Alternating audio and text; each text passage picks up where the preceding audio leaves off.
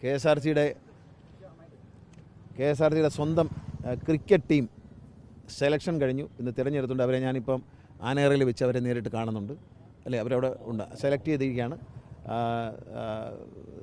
ഒരു ശരിയായ ഒരു കേരള ക്രിക്കറ്റ് അസോസിയേഷൻ്റെ അല്ലെങ്കിൽ ഇന്ത്യൻ ക്രിക്കറ്റ് അസോസിയേഷൻ്റെ സംവിധാനത്തിൽ അവർ എങ്ങനെയാണോ ഒരു ടീമിനെ തിരഞ്ഞെടുക്കുന്നത് ആ സെലക്ഷൻ പ്രോസസ്സിലൂടെയാണ് ഞങ്ങളും തിരഞ്ഞെടുത്തത്. ഏറ്റവും വിദഗ്ധരായിട്ടുള്ള പ്ലെയേഴ്സിനെ വെച്ചും കോച്ചുകളെ വെച്ചിട്ടുമാണ് ഞങ്ങളുടെ സെലക്ഷൻ.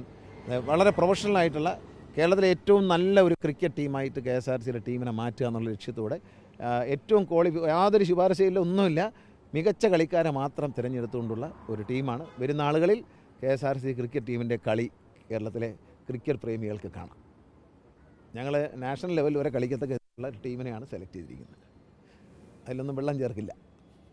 പിന്നെ വോൾവോയുടെ ചുമതല ജനറൽ മലയാളിയാണ് അദ്ദേഹം, വർക്കലക്കാരനാണ്. സുരേഷ് ചെട്ടിയാർ അവരെല്ലാം വന്നിട്ടുണ്ട്. അവരുടെ ഭാഗത്തു നിന്നൊക്കെ വലിയൊരു സഹകരണമാണ് ഉണ്ടായത്. പിന്നെ അവർ ഇച്ചിരി പൈസ കൊടുക്കാനുണ്ട്, അത് കൊടുക്കാം. അതിനെപ്പറ്റി വിഷമം വേണ്ട, കൊടുക്കാം. ഞാനിപ്പോഴും ധനകാര്യമന്ത്രിയെ കണ്ട് സംസാരിച്ചിരുന്നു. ഞങ്ങൾ ബില്ലെല്ലാം അദ്ദേഹത്തിൻ്റെ കൈ കൊടുത്തു. നമ്മൾ സർക്കാർ സാങ്ഷൻ ചെയ്ത പൈസയാണ്, പക്ഷേ ഖജനാവിൽ നിന്ന് റിലീസ് ചെയ്ത് കിട്ടാനുള്ള കാര്യമുണ്ട്. തീർച്ചയായിട്ടും അതൊന്നും ഒരു തടസ്സം ഉണ്ടാവില്ല, അതിനൊന്നും ഒരു ബുദ്ധിമുട്ടും ഉണ്ടാവില്ല.